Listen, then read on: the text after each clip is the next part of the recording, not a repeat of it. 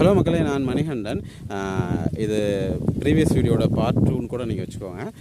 ஆக்சுவலாக இந்த ஜெர்மன் ப்ரீடுன்னு சொல்லிட்டு நிறைய மோஸ்ட்லி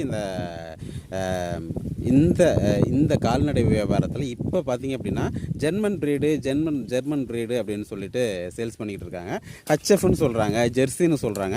அதுக்கப்புறம் பார்த்தீங்கன்னா இது ஜெர்மன் ப்ரீடுங்க, இது நல்ல கறவை வரும், இதோட ரேட்டே பார்த்தீங்கன்னா அதிகம் அப்படின்னு சொல்கிறாங்க. அப்புறம் பார்த்தீங்கன்னா இப்போ ஒரு 1 மந்த்து 1.5 மந்த் பிஃபோர் பார்த்தீங்க அப்படின்னா ஈரோட்டில் பார்த்தீங்க அப்படின்னா சந்தையில் ஒருத்தர் சொல்கிறாரு, இது வந்து இப்போ ஒரு விவசாயிக்கிட்ட இருந்து நாங்கள் 4 லட்ச ரூபா கொடுத்து இது ஜெர்மன் ப்ரீடு 4 லட்ச ரூபா கொடுத்து வலுக்கட்டாயமாக அவர்கிட்ட வந்து அவர் கொடுக்க மாட்டேன்னு சொன்னார். 4 லட்ச ரூபா கொடுத்து நாங்கள் வாங்கணும் அப்படின்னு சொல்கிறாரு.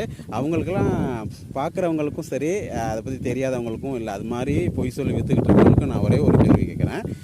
இது கான்ட்ரவர்சியாக போனாலும் பரவாயில்ல. ஏன்னா நிறைய விவசாயிகள் ஏமாந்துட்டு இருக்காங்க இன்றைக்கி, நான் உட்பட நிறைய பேர் ஏமாந்துட்டுருக்கோம். ஆக்சுவலாக ஹச்எஃபோட ஆரிஜின் எது, ஜெர்சியோட ஆரிஜின் எது அப்படின்னு தெரிஞ்சிச்சு அப்படின்னா கண்டிப்பாக ஜெர்மன் ப்ரீடு அப்படின்ற ஒரு வார்த்தையை அவங்க யூஸ் பண்ண மாட்டாங்க. ஸோ வியாபார நோக்கத்துக்காக எதை வேணாலும் பேசிட்டு போகலாம் அப்படின்ற மாதிரி இருக்கக்கூடாது இல்லையா? ஸோ அதனால் ஹச்எஃபோட ஆரிஜின் எது அப்படின்னு தெரிஞ்சுக்கிட்டு வாங்குறவங்க முழிச்சுக்கிட்டாங்க அப்படின்னா இது மாதிரி பொய் சொல்லி வியாபாரம் பண்ணுறவங்க கண்டிப்பாக வந்து அது மாதிரி பொய் சொல்ல மாட்டாங்க.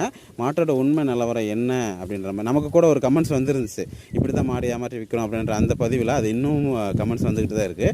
அந்த பதிவில் பார்த்தீங்க அப்படின்னா ஆக்சுவலாக பிரதர் அவங்களுக்கு வந்து எனக்கு பேர் ஞாபகம் இல்லை, அவங்களுக்கு வந்து அதோட மாட்டோட உண்மை என்ன ப்ரீடுன்னே அவங்களுக்கு தெரியாது அது மாதிரி வியாபாரிங்களுக்கு அப்படின்ற மாதிரி தான் சொல்கிறாங்க. எனக்குமே அப்படி தான் தெரியுது. ஏன்னா அவங்க என்ன சொல்கிறாங்கன்னா இது ஹச்எஃப் ஜெர்சிங்க, ஒரு துளி நாட்டு மாடு கலந்துருக்கு அப்படின்னு சொல்கிறாங்க. எப்படிங்க இப்படிலாம் பேசுகிறாங்க அப்படின்ற மாதிரி தான் தோணுது. ஒரு துளி எப்படி நாட்டு மாடு கலக்கும்? ஆக்சுவலாக ஒரு எக்கு ஒரு செமனு இன்ஃப்யூஷ் ஆகி கரு ஃபார்ம் ஆகி அது ஒரு உயிராக தான், எல்லா உயிர்களுமே அப்படி தானே, ஒரு எக்கு ஒரு செமனு. அது எந்த உயிரினமாக இருந்தாலும் சரி, குட்டி போட்டு பால் கொடுத்து வளர்க்கக்கூடிய எந்த உயிரினமாக இருந்தாலும் ஒரு செமனும் ஒரு எக்கு மட்டும் தான் மீட் பண்ண முடியும், இன்ஃப்யூஷ் ஆக முடியும். பட் ஆனால் அவங்க சொல்கிறாங்க ஒரு துளி இதில் வந்து நாட்டு மாடு கலந்துருக்குங்க, நாட்டு கிராஸ் கலந்துருக்குங்க. அப்படி அது எப்படி 2 எக்கு ஒரு செமன் மிக்ஸ் ஆகுமா? அது எனக்கு என்னன்னு தெரியல. அவங்க எப்படியோ இதில் எதுவும் பிஹெச்டி எதுவும் முடிச்சிருப்பாங்களா அப்படின்ற மாதிரியும் தெரியல.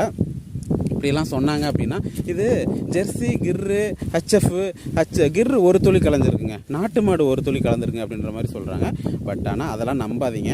அப்படி சொன்னாங்க அப்படின்னா அது வியாபார நோக்கத்துக்காக சொல்கிறாங்க, உங்களை ஏமாத்துறதுக்காக சொல்கிறாங்க.